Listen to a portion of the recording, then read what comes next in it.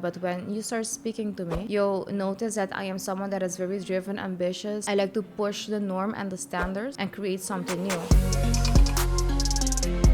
Today, we have the pleasure of welcoming Lucienne Lacle as a product manager with over 6 years of experience in the FinTech industry. When you start working for the first time, the people that you work with predominantly defines your career. I started my career in the Netherlands. I am very, very direct. They always compare my way of communicating with the Dutch standards. Aruban people are not very direct. If something is blue, you don't tell that person that the thing is blue. Lucienne has been instrumental in driving digital innovation at Aruba Investment Bank. Stay feisty, stay with your attitude. A lot of companies actually want divas because the divas are the ones that set the standard for a project. People, welcome to the SunSide Kingdom Show. Welcome, Lucienne. Thank you, and beautiful introduction. Oh my God. I was telling you that I didn't have like the moment to reflect, but this was like so beautiful. Makes me appreciate myself. I can't take all the credit for it because behind the scenes we have persons that help us with some of the script writing and does the immaculate research. So thanks to behind the scenes as well. Awesome. So how are you? I'm good. Thank you for having me. Thank you for having us because the interview kind of happened Caribbean style, right? Last minute, quick, like, hey, we're here. Are you up for an interview? Exactly, but we're up for anything and spontaneous things. So I'm grateful. Yeah. And, but I did get that energy from your online presence. I was like, I think she'll be down. She seems like the one that would jump at opportunities. literally. So yeah, I'm happy. Thank you. So let's dive into who is Lucienne in 2025 in your career, in some of what keeps you busy in these days. So as you mentioned, I work at IEB, but outside of work is who I identify myself most as, and that is a community driver and also a teacher at the University of Aruba. So these days, when people tell me, okay, so Lucienne, how are you? Like, what are you up to? Everyone I that asks me that, I'm like, I'm just working, because work is, they say you don't really have to identify yourself with your work, but I do identify myself as with my work. It's because I'm doing what I love, and it is, like I mentioned, driving a community and making a change on the island of, like you mentioned very beautifully, not only for Aruba to be completely dependent on the tourism industry, but also maybe have technology as another pillar for the economy of Aruba, or as a supporting factor for another industry, such as agriculture and those type of things. Yeah. And aside that, like I mentioned, I give classes recently at the University of Aruba. I started in January. I give software. How often do you give those classes? So on Monday I give classes, and Monday is from 8 to 10, and then Wednesday 12:30 to 2:30. Okay. So and in June we're going to finalize in the beginning of June. So it's almost the end of the semester and my first year of teaching. So that's like a moment that I'm like, oh my God, whoa, you know. So so that's basically who I am, Lucienne Lacle, a woman that just works and loves what she does, and wants to make an impact, wants to follow her passion, and just want to be kind and just give back as much as she can, while also making money, because of course we all love a little bit. No one can lie. No one can lie. We love making money as well. So finding the balance in life, what makes you happy, and how, like, what's your purpose in it as well. Interruption. I want to send a special shout out to Jadimir and Sharitza for allowing us to use their crib to shoot this episode. Thank you very much. Shout out. Future spot on Airbnb. Beautiful house. So you actually just touched on one of my next questions. So Purpose. So passion, purpose. Because you mentioned that today you're very passionate about what you do. A lot of that passion also pours into what you do outside of your 9 to 5, so to speak. And on the topic of purpose, how would you say, how well do you feel connected to your purpose in everything that you do, and what do you believe that is? See, so this is actually a very deep question because lately I've been going through certain stuff that has me feeling what is actually my purpose. For example, I think maybe 3 weeks ago, we had a WIP event, our first online WIP event, because Okay. before we had 3 WIP events, which is a tech community. You mentioned it, but just for everyone to know. Yeah.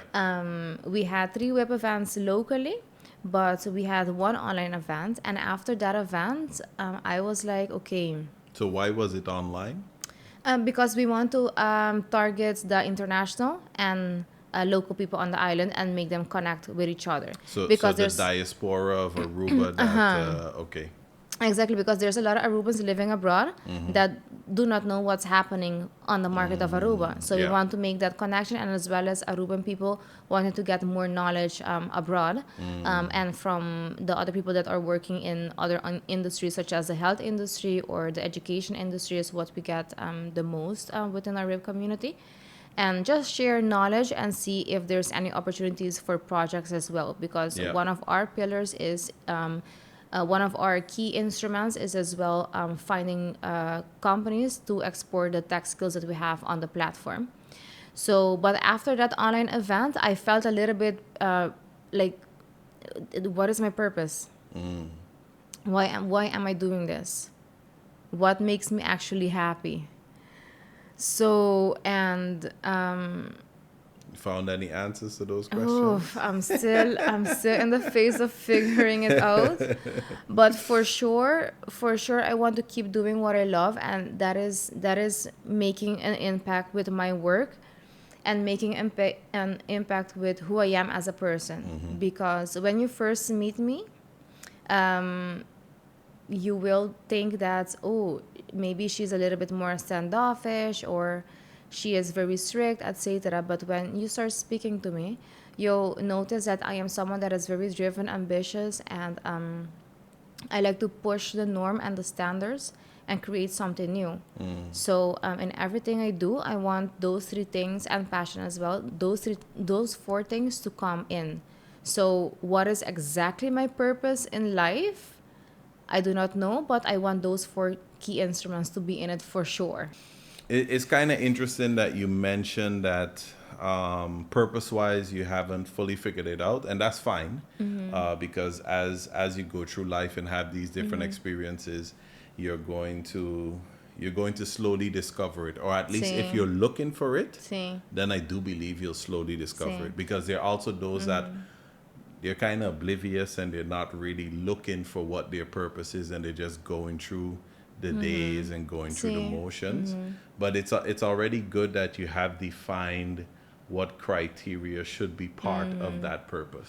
But like now that you're talking, and I'm remembering. So I'm very big in believing my intuition and following my intuition. So there was like poof, I think when I was 14 or 15 or something, I had like 2 major callings. And one of the callings was that I'm going to have a very big impact on the community. Whether it was the community of Aruba or another community, I don't know. Right now, I strongly believe is having an impact in the Caribbean community, because I really feel attached to it. Yeah. And the other calling that I had, which came through, was that, and I actually wrote a LinkedIn post about it, was that I had a calling that I'm going to teach. And never in my life, literally, and now I'm a teacher at the university, no, for real. And never in my life, I started to become a teacher, or I did, maybe at the Habio, I did like giving courses aside of work, but aside of school, but I never really took it seriously. But when I was asked to become a teacher, I was like, oh, whoa. And it reminded me of that time I had that calling. So maybe it's not that I don't have a purpose.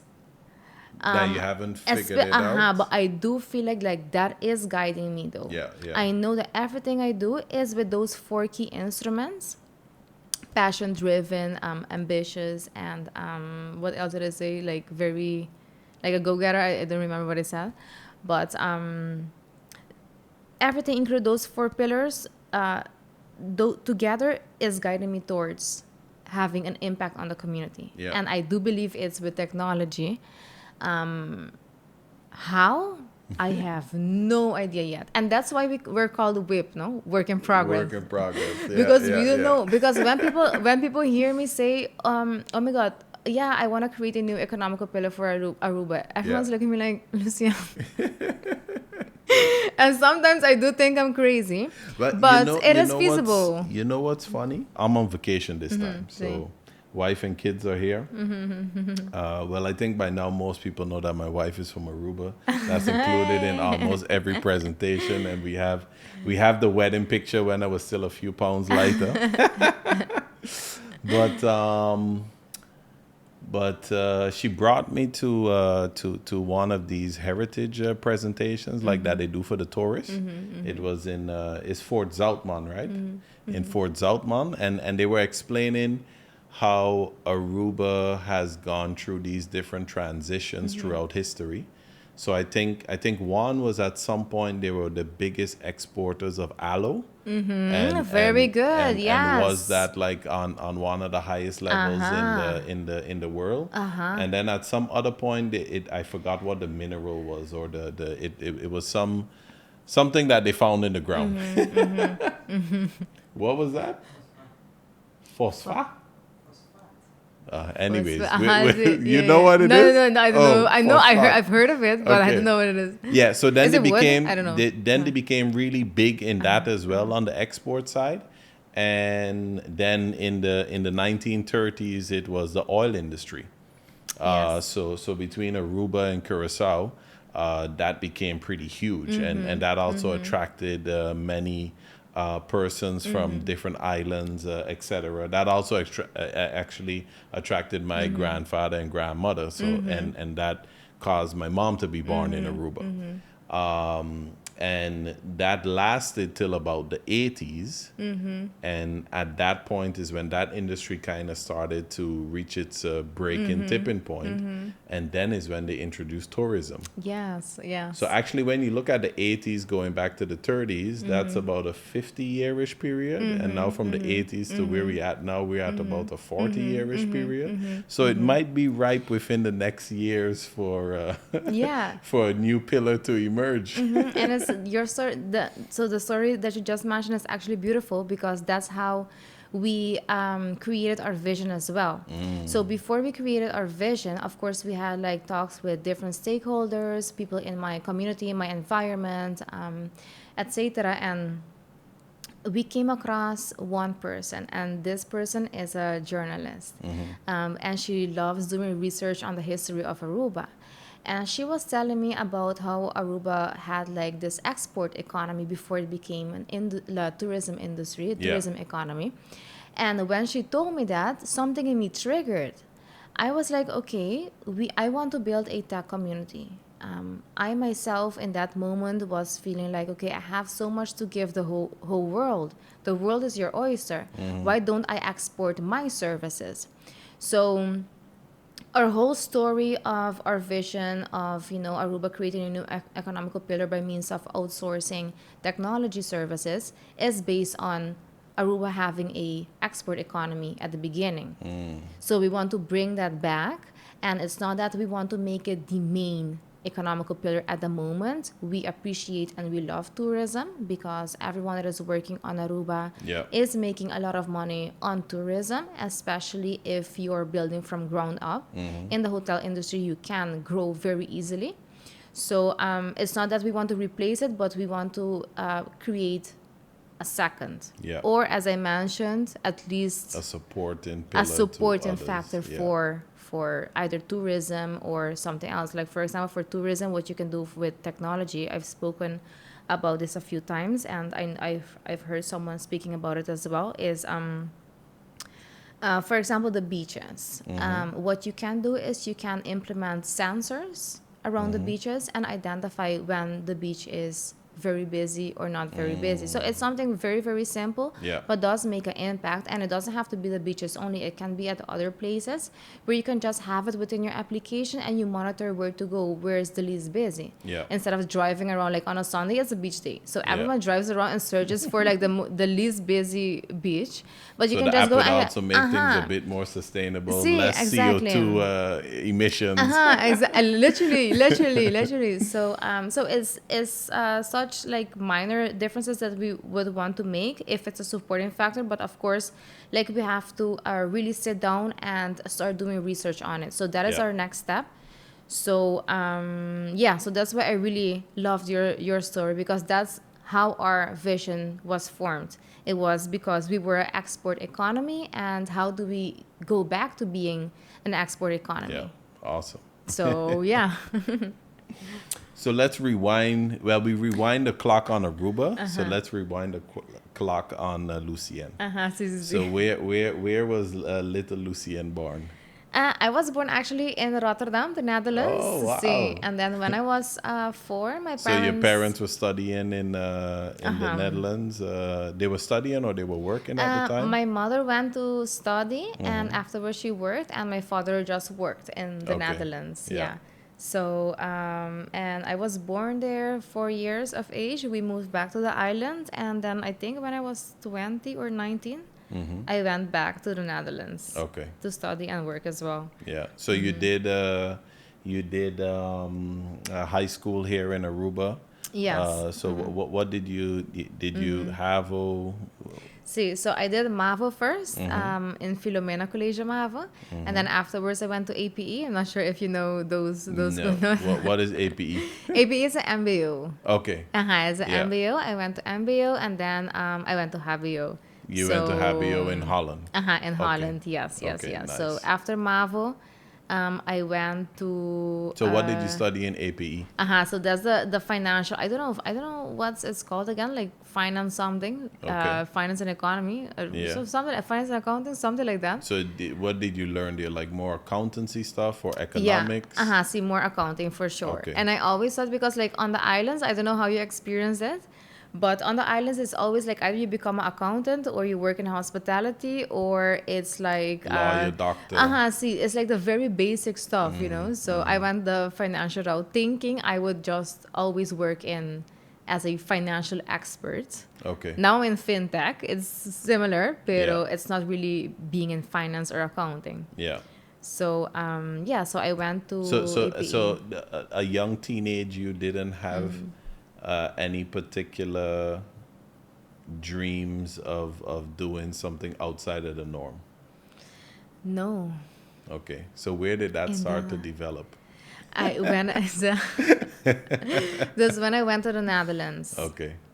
When I went to the Netherlands, for sure. When I went there, my first study was accounting. So you were just going to continue what you started here? Because that's what I knew. Yeah. I did not know more than that. So I went to study accounting, and when I went there, I always thought that my Dutch was good. I don't know how. I think other people in the Caribbean experience the same thing. You think your Dutch is so good when you go to the Netherlands, but that's a woof. You get such a big slap. It's not a reality at all. So Yeah. when I went there, and in the accounting study, you get like all this legal stuff. So it's like complex language. So I stayed at that studio, I think, for maybe 3-4 months, not more than 6 months for sure. Yeah. And then I dropped out. But I didn't tell my mother that I dropped out. I lied to her, but I knew that she knew, but she just didn't want to tell me anything. But So you guys were lying to each other. See, we were both lying to each other.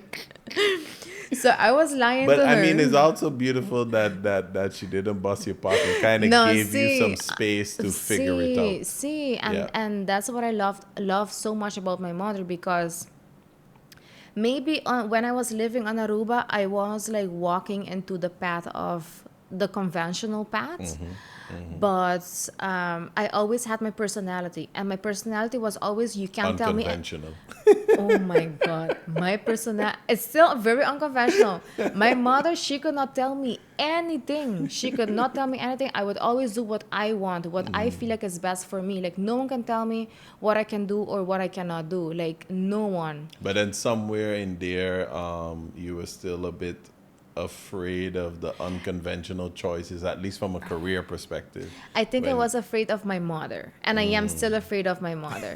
I am. Like, I love her so much, and she means well for me, and I know she trusts me completely. And of course, like, she sees me like this, like, grown woman already doing her thing and Yeah. being successful. But it's like the little things, no? Like, on Instagram, I posted last time that I want to cut my hair like up to here, but I didn't receive the approval of my mother, and because I didn't receive her approval, I can't do it. Oh, wow. So so yeah, I don't know if I have to say that I'm afraid of her or not, but there's something there. I need her approval for, so I don't know why, Yeah. but We'll unpack that another time. oh, Josie, I don't know. That's like a whole psychology session right there. I don't know what's going on there. No, pero when I was so during my accountancy, I dropped out. We lied to each other. We were living our best life, and afterwards I was living in Leeuwarden. Okay. Oh, See, it's a nice city though. It's very small. It's cute. I loved it a lot. Like, a lot of students. And then I went to Amsterdam to live. So literally spontaneously, I was like, you know what? I'm going there.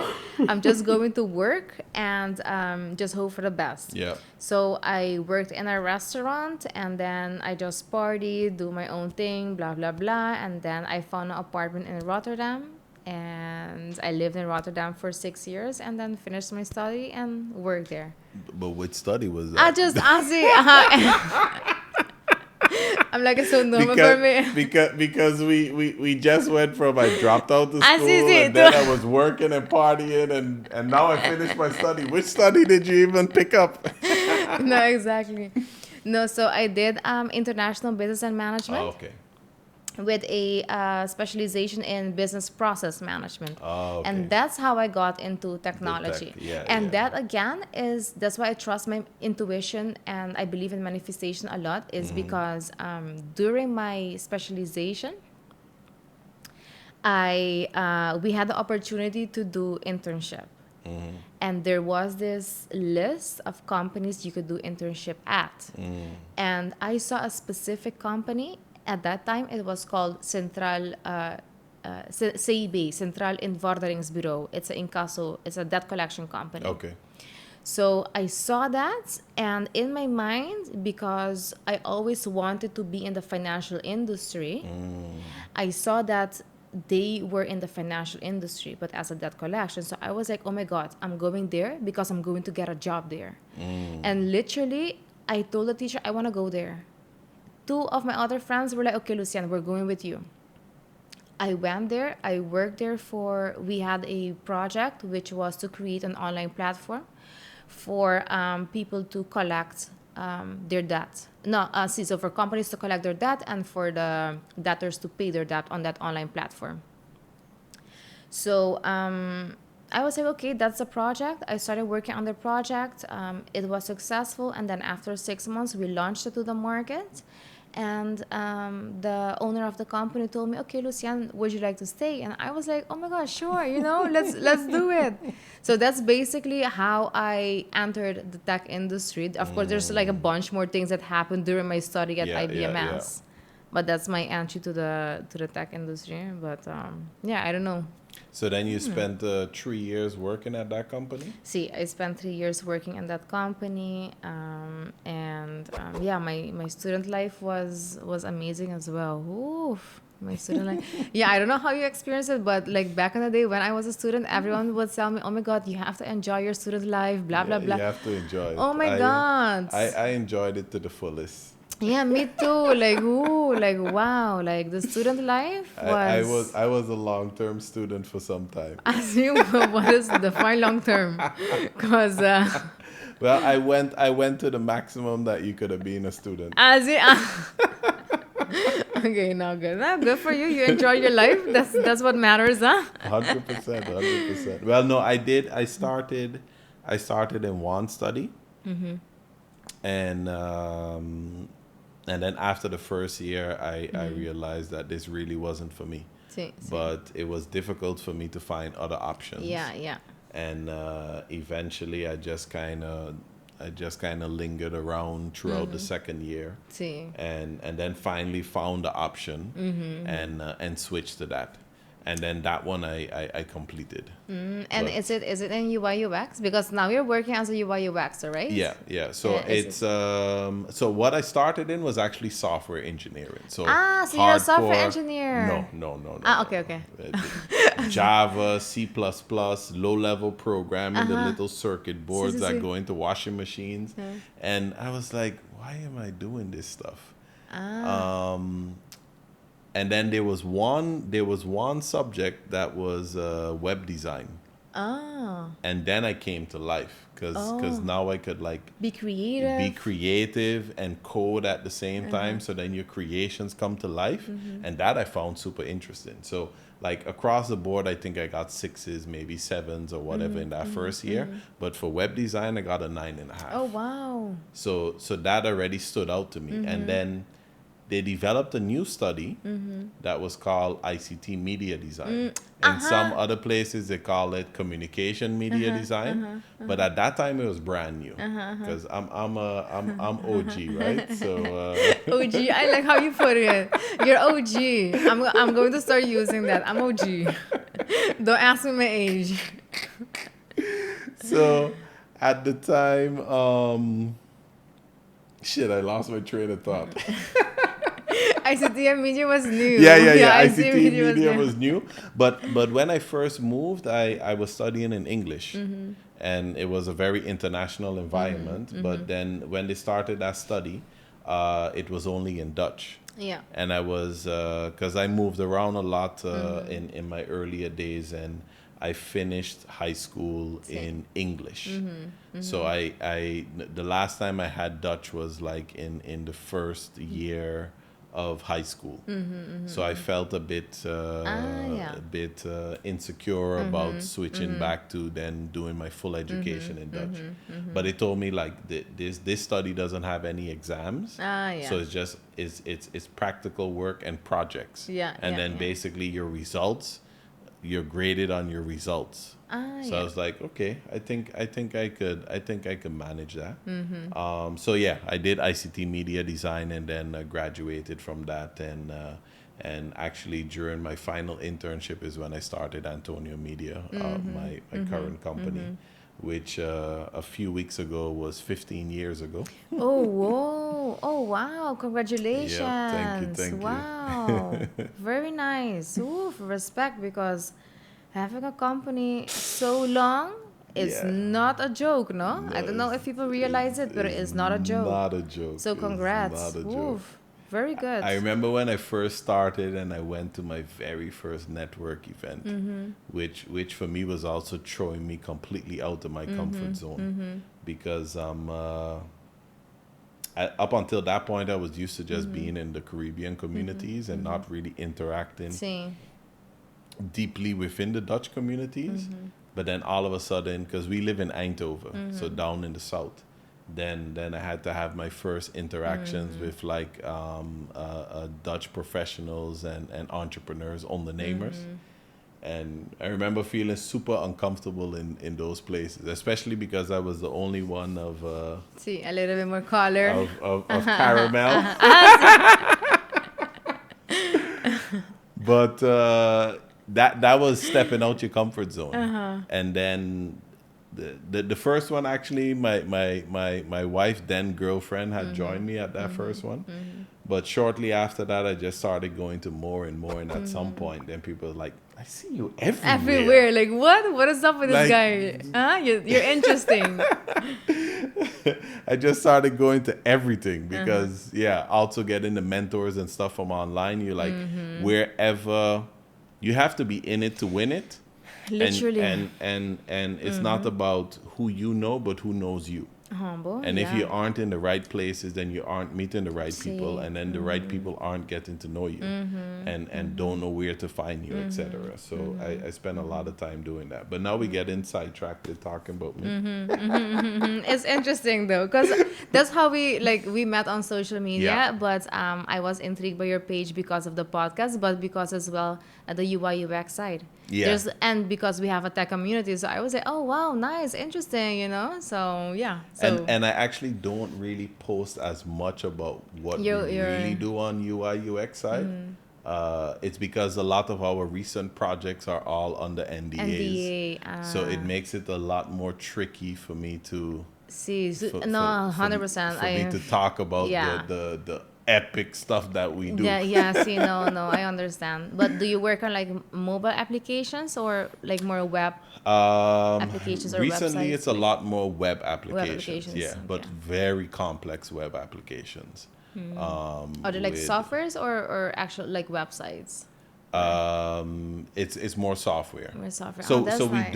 we do websites. As well, yeah. We do websites as well, but it's like a very small part of the business in Okay, good, comparison to the good. web application. Good. Nice. And nice. the web applications we work with, like we've recently done a pretty huge project where we completely revamped an entire design system. Nice. The design system supports about I think at the moment 10 fixed applications, and that number is quickly growing. Some of those applications, well, the largest application has about, and these are internal applications. The largest application has about 15 or 16,000 users, Oh, lo. That's a 3,000 lot. unique users per day. Nice. Nice. So those 2 to 3,000 persons basically don't have work if the application doesn't work.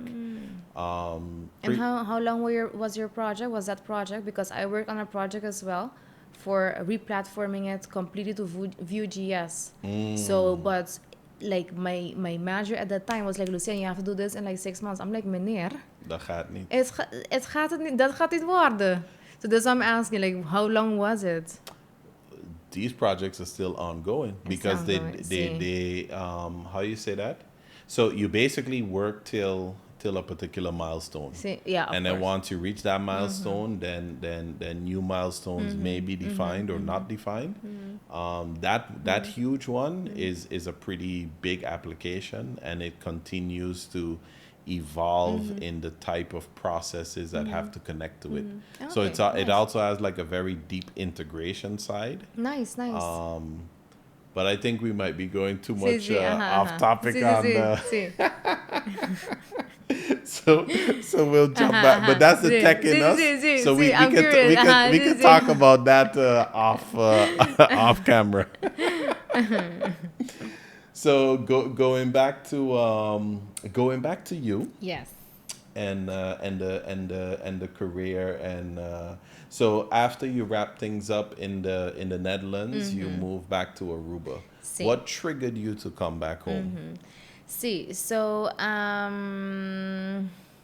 of course, like a lot of people that I know that are living on Aruba and in this moment is because of COVID.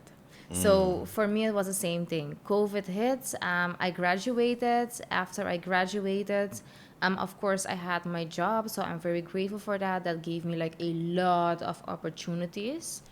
I think I learned there the most where I ever learned like hard skills wise. Yeah. On Aruba or Caribbean, it's more soft skills. I feel like hard skills as well, but you learn to maneuver around the politics of everything. Yeah. But so I came to Aruba because of COVID, and But why actually? see, so I had Because you say that a lot of people move because of COVID. see. So for me, it was a little bit more deep because in that moment I had very bad depression, very very bad depression. Like coming from the Caribbean, you wouldn't think, you don't believe. For me, then I didn't believe depression existed. I never comprehended depression. I Yeah. know that you can be sad and those type of things, but even sadness wasn't like such an intense and immense feeling. It was just a feeling and then it just goes away. I don't Yeah. know. And especially on Aruba, like our slogan is one happy island, so you're always happy. So when the depression hit me, oof, it was so hard. I really felt like my world was ending, the world was coming on top of me. I felt like I wanted to do things to myself that I didn't want to do, but the thoughts just came on my mind. Yeah. And I battled for it for 1.5 years by myself and during COVID as well. So then that was so all in 2021 you were still in the Netherlands. Okay. See, I came in 2022, I think. See, 2022. And yeah, so the depression hit me hard in combination with COVID, isolating myself, not having anyone. It was a little bit too much for me Yeah. because before COVID, I worked normally at Cedra and did my thing, went out with my friends, and everything was fine. But the isolation and the combination of depression, that was like the perfect recipe for me to come back home. Yeah. So I came back home and I dealt with my depression for 6 more months, but afterwards it went. It's like I had to be home. Yeah. I really had to be home. Well, that sun So rises every day and greets you. no, and just like the You weather can hop in the car and go to that see, crystal blue water. no, literally. So yeah, It's a no. depression cure. See, oof, it really helped me. So I came back to Aruba, and then thank God I still was working with a company from the Okay. Netherlands. Yeah. But I wanted to be more integrated within the Aruban community. So before I came, I was so desperate to come to Aruba. I was like, I'm willing to find any job. I don't care. Literally, I started applying to every type of job position you could find online. Receptionist, hotel, cleaner, waitress, everything. Even though I have a bachelor's, I didn't care. Yeah. I was like, I need to come to Aruba. I don't care the job that I'm going to work at. I don't care. I just need to come. Thank God my company at that time told me, yes, you can still work remotely. And when I was living in the Netherlands, I applied to a position at my previous employer. And just an open position. No, I think it was a receptionist or something position. I applied, and the CIO looked at my resume, and he was like, you're not qualified. You're Overqualified. I didn't want to use any type of I but mean that see, see, I think that's a regular thing that we face in the see, Caribbean. see. Like you either not get to the job or you're overqualified. See, exactly. So for me, it was the same. So I was overqualified, of course, for that position. And he actually told me, Lucienne, you know what? We have a few projects in the department, in the mortgage department, that maybe is interesting to you. So within that department, I was then responsible for digitalizing it to have a more automated mortgage systems between each other. But we separated between three projects. So we had like a legacy system implemented, and we were building a loan origination system, as well as different dashboards. So Yeah. those were like the three projects I was working on in that moment. And yeah, afterwards, I moved on, and now I'm where I'm currently at. But that's basically my transition from the Netherlands to Aruba, mainly because of depression and COVID, and I had to come back and just not deal with. Reconnect. See, Yeah, oof, yeah. no. Well, I could definitely understand. COVID was a very tough time See. for everyone, and I think many people that never felt any type of depression probably had some type of depression symptoms. See. I know I even felt certain things during that time that had me like, whoa, this is unfamiliar territory, especially if See. you always have been upbeat and go-getting person. Yeah, certain amount of freedoms definitely got taken away. See. But how would you say, so throughout your career, whether it's here in Aruba or in the Netherlands or even before you went to the Netherlands, how would you say your Caribbean roots have influenced your way of doing business? Oh, um, I think for me, I'm Caribbean raised, but I believe that my personality in the work sphere is, can I say, not Caribbean?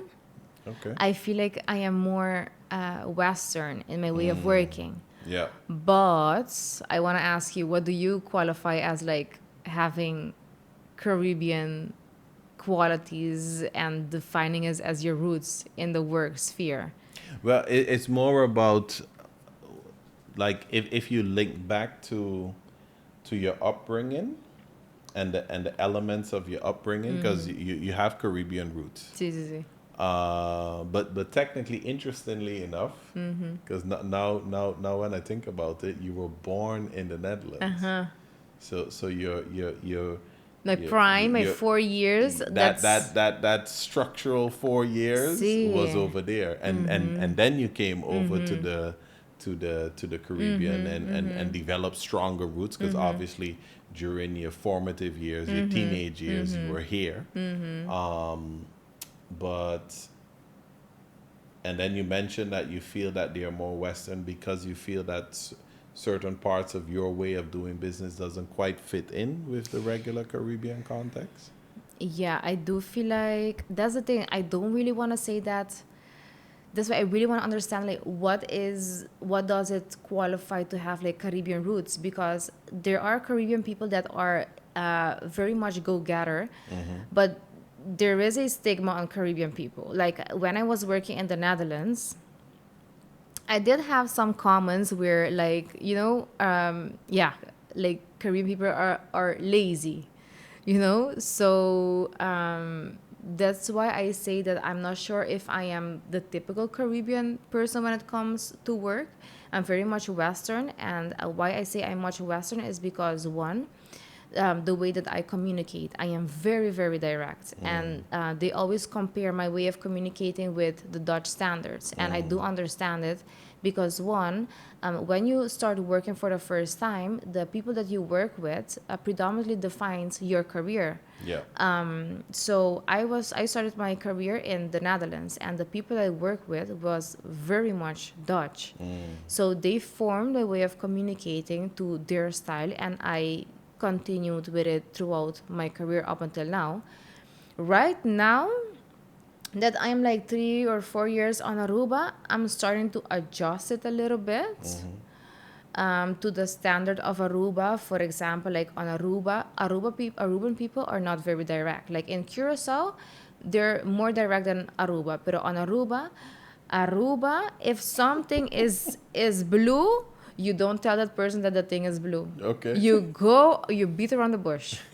You beat around the bush so much, and that's what I had to learn. The social politics and the corporate politics when it comes to communication. Yeah. So, how my Caribbean roots really defined my career is very difficult for me to say because Or maybe there's... you're in the process of discovering it. See, I think, yeah, and communication is one thing. Yeah. Communication is definitely one thing, and I don't even want to say work ethic because I don't want to put specific stigma on Caribbean people either. So I don't agree with those BS statements see, exactly, that me people neither. That's why make I don't. because in general many Caribbean people have to work in some cases even harder See. than the average person in Western countries because of the limitations that we have here in the Caribbean. And many of those stigmas come from all type of Beliefs outdated or beliefs behaviors. and so I don't subscribe to none of those No, me BS neither. No, me neither. stigmas. Because in general, at least what I know from St. Martin and then also what I've seen and experienced in some of the other islands, sometimes people have to have more than just their core job to be able to survive. So that person in inherently can't be lazy if they're working more than just that one job. I would even go as far as to say the average Caribbean person that's out there working hard, that's one of the things that we're taught. Like, you have to study, you have to think, you have to work hard. So it's also ingrained in us. But working hard doesn't always get you the best results. Working smart and strategic delivers you the best results. 100%. And that's something that we're not necessarily taught. Very good. This And is and those yes. and a lot of those folks in higher places, they get taught more how to work strategic and Oh my thing, God. and not have to work hard. So what is the definition of working hard? Because working the long hours and going the extra mile is something that in general, inherently, we're used to.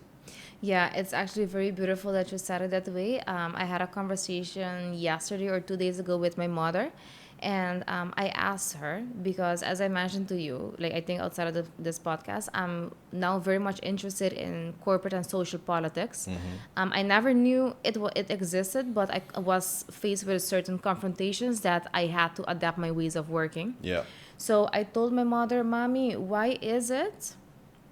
Because I come from a working class family, and I asked her, like, now I'm hanging out with different people on the island as compared to when I was living here.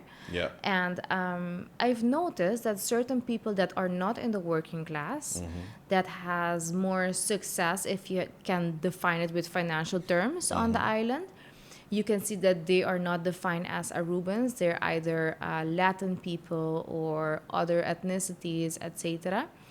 You can see that the way that they move in social politics on the island is insane. And I asked my mother, "Mommy, why is it when I used to come to you with a problem or I wanted some advice from you, you would tell me, no, don't worry with them, just leave it, just make sure you do your own thing. But when I speak to my friends now, they tell me, it's not that you don't have to worry with it. You just have to re-strategize and adapt to their way of working, behaving, and thinking, and then work hard until you get what you want." Yeah. But my mother always used to tell me that just, you don't need them. But no, you do need them. And you have to adapt your way of working. Can Yeah. Can I unpack something Uh-huh. Dali, do. Should I go there? Yeah, go there. Well, your mom wouldn't know how to give you the advice of the things that she hasn't experienced. Because you just use a key word there that you came from a working class family, right? So her experience and knowledge and wisdom on particular subjects only goes as far as what her experience knows. And now you're treading new territories, walking into different types of rooms, and you're being exposed to things that she's never been exposed to. So she wouldn't be able to give you advice on how to operate in those settings. And you need to go look for, coming to my next question, mentors. Yes. Ooh. and persons that can help you navigate these new spaces. So who would you say has been some of your mentors on your journey? Well, I had different mentors. Now that all of them were male mentors. And why male mentors? And why I'm saying that specifically is because now that I was always in a male-dominated industry. But when you were working in the Netherlands, there was more equality compared to the islands. On the islands, they say there is equality, but within the corporate environment, the equality is not there. It's unspoken, but it's still there. Yeah. So that's why I'm putting emphasis on male mentors. And right now I'm focused more on embracing female leaderships and having female mentors and hearing experiences from female executives and those type of things. But the male mentors that I had in the past were mostly mentors or people that had a lot of experience with social and corporate politics. Okay. a lot of experience. And But specifically in Aruba or also in the Netherlands? see, in the Netherlands, Aruba, and in the States. So, but he was a Jamaican living in the States. But But he's you lived in the States? no. But online, no. Oh, Ah, see online. online. Okay, okay. See Yeah, online. you gotta contextualize it. See. So the mentors were online, Yeah. online or in person as well. But the one in the States was online. Okay. Yeah, so they like gave me a bunch of advice with regards to how to behave in a corporate environment. For example, like when you go to an interview, what you should do and what you should not do.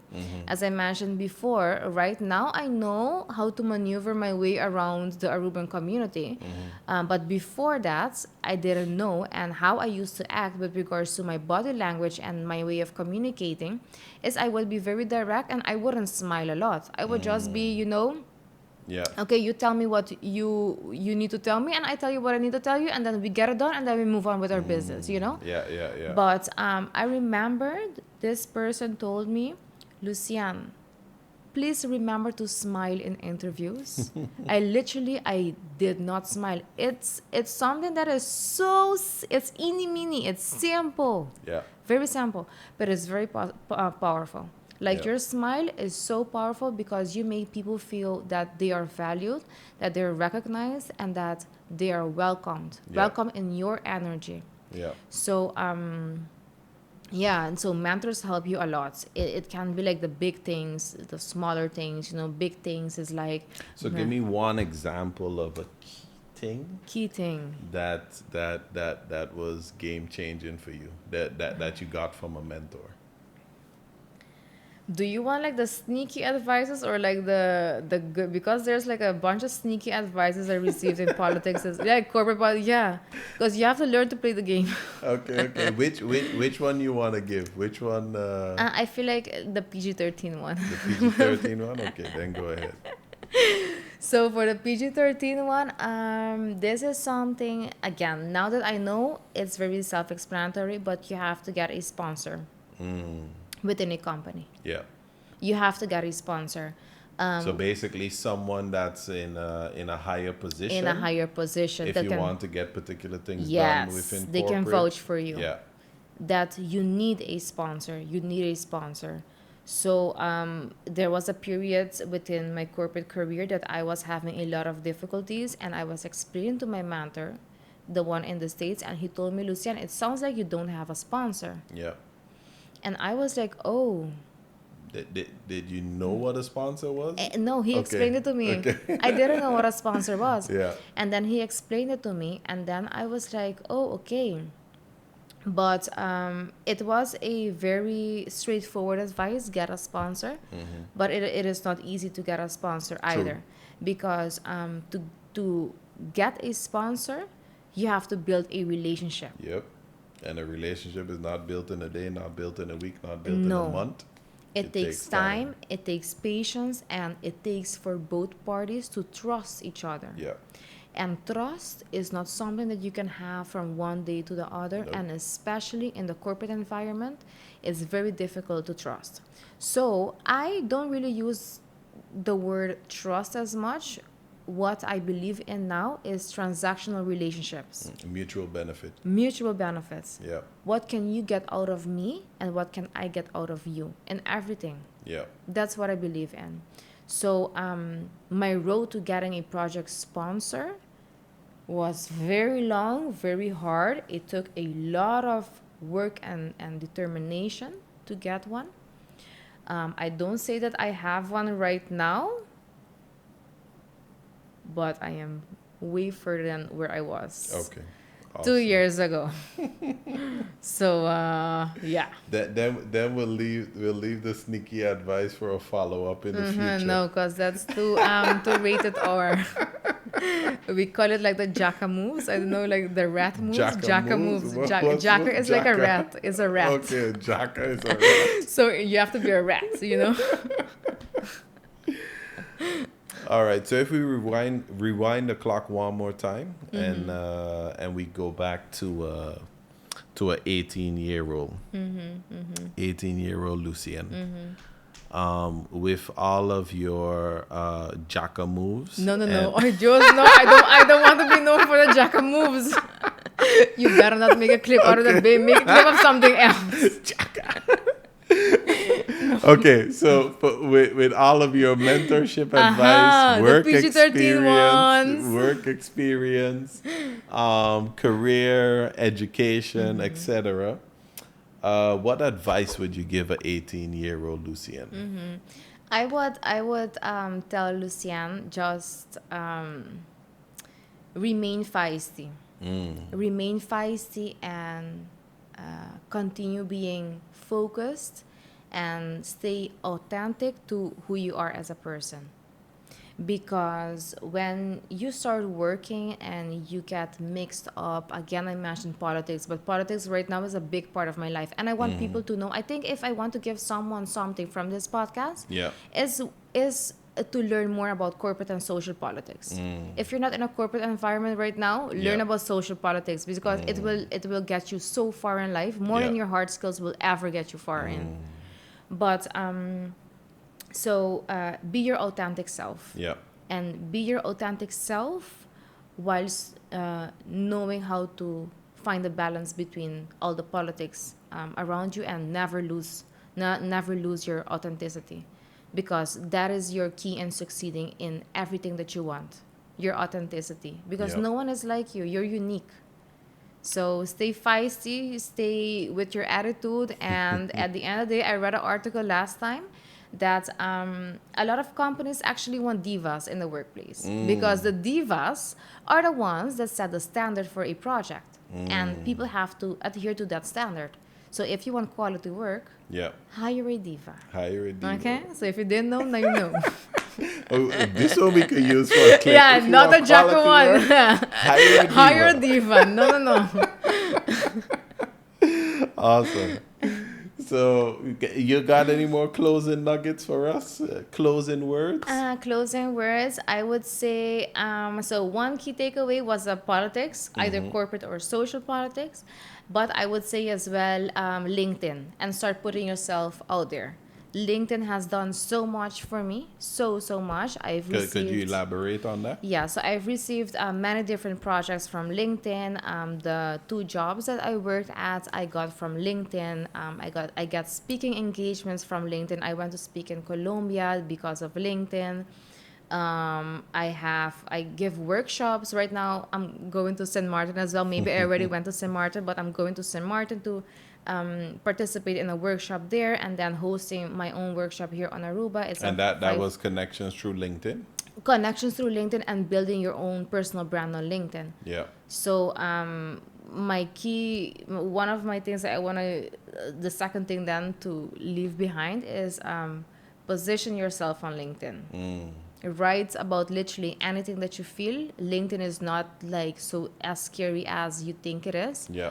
Write about anything and everything, and see where your journey takes you. Awesome. So Awesome. yeah. Yay! Thank you very much for coming out so last minute, but thank you for having me. Somewhere we had to keep it on a Caribbean See, vibe. Exactly, literally. We had Oh to my keep God. that element in there. Jesus. And funny enough, you did mention you didn't mention it on here, but you did mention that you actually were